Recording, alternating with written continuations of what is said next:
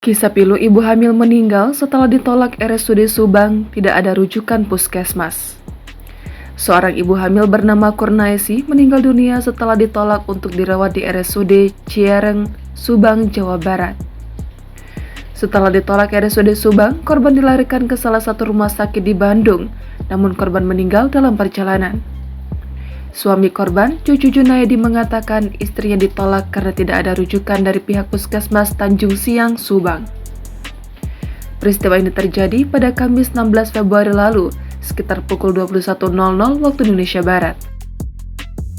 Setelah korban sempat diperiksa seorang bidan desa dan bayi yang ada dalam kandungan korban dinyatakan sehat. Di awal kedatangan ke RSUD Subang, korban sempat diterima di instalasi gawat darurat. Namun, saat akan masuk ke ruang pelayanan obstetri neonatal emergency komprehensif, korban ditolak dengan alasan tidak ada rujukan dan ruang ponek penuh. Transferin saya ke Subang, ya di UGD mah ditampi alhamdulillah yang biasa. Pas pergi sana ke ruangan konek mun, tadinya ditolak. Sedangkan ke acara ayah konfirmasi sudah pasien di Tanjung Siang mah, tak itu kronologisnya mah. Cucu Junaidi merasa kecewa dengan pelayanan RSUD Subang yang sangat buruk dan membuat istrinya yang sudah hamil besar meninggal dunia. Yang tadi rumah bisa, kan? Itu Kondisi istri berarti tos gitu, terus kekhawatiran gitu pas kayak tindakan kayak transfer di sana sama ke Bandung seperti ibu bidan deh. Pakaian ada tak Pak? Pakai ambulan desa. Tanjung Siang ya. Oh, puskesmas.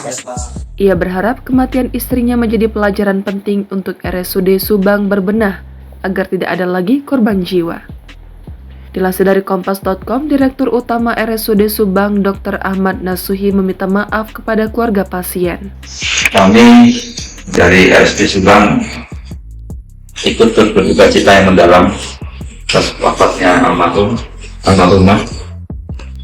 Semoga segala amal serta animnya. Demikian juga dengan keluarga yang ditinggalkan, suami dan anak-anak dan orang tuanya. Semoga diberi kesabaran, ketabahan dan keikhlasan dalam hidup. Dirinya juga akan memperbaiki sistem rujukan dan akan melakukan pembinaan secara internal dan eksternal. Kita sama-sama untuk melakukan pembenahan, baik itu ke dalam internal maupun eksternal di masyarakat. Jadi kadang apa yang kami lakukan dari sisi medis tidak semuanya bisa dipahami oleh masyarakat. Tentunya tidak ada satupun niat ya, hal apapun tujuannya sampai membuat pasien kami itu menjadi lebih parah atau sampai meninggal dunia. Jangan lupa subscribe, share, komen, dan like ya.